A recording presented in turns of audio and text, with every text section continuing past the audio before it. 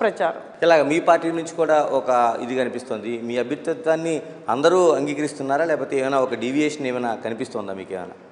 Deviation అంటూ ఏమీ లేదండి. డీవియేషన్ అంటూ ఎక్కడా లేదు. ఖచ్చితంగా అందరూ కూడా దాన్ని సమర్థిస్తున్నారు. నేను అదే అంటున్నాను కదా, ఈ టికెట్టు ఈ గోళ వెళ్ళిపోతే కొంతమంది, చాలా తక్కువ మంది, ఒకళ్ళిద్దరు వీళ్ళతో చెప్పచ్చు కుల సమీకరణలు తీసుకొస్తున్నారు తప్పించి 99% people they are with me.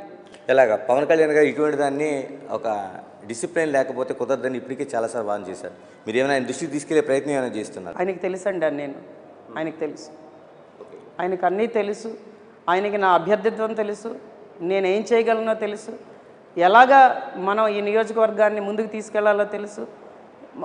అతను అన్నీ తెలిసి ఆయనతో మాట్లాడే మేము అన్ని చేస్తున్నామండి. పవన్ కళ్యాణ్ గారు, నాదెండ్ల మనోహర్ గారి డైరెక్షన్లోనే ఇక్కడ అంతా కూడా జరుగుతున్నది. వాళ్ళ ప్రకారమే జనసేన పార్టీని ఇక్కడ నేను బలోపేతం చేస్తున్నాను అన్నది అందరికీ తెలుసు. ఎందుకంటే పార్టీని, అధిష్టానాన్ని ధిక్కరించి నేను ఎప్పుడు ఏ పనులు చేయను. ఆయన ప్రజల మనిషి, ఆయన ప్రజల కోసం పనిచేస్తారు, నేను ప్రజల కోసమే పనిచేస్తున్నాను. నెల్లిమర్లకు సంబంధించే కాదు, రాష్ట్ర వ్యాప్తంగా వైసీపీ పార్టీ 175